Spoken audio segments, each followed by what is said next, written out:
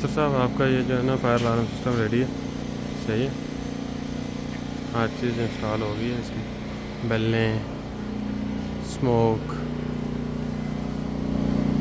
Manual call point, उसके बाद wire साउंडर है,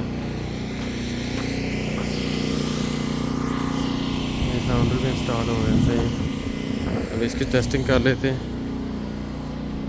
ये कॉल पॉइंट से ही कर लेते हैं।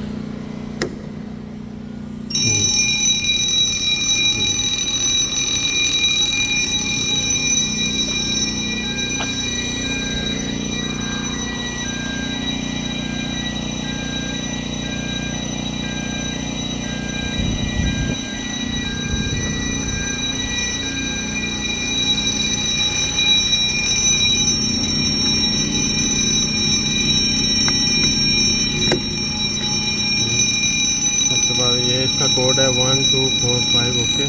ये कंट्रोल इनेबल हो गया, उसके बाद ये silence, stop sounder and then reset. आप लोगों का सिस्टम नॉर्मल है,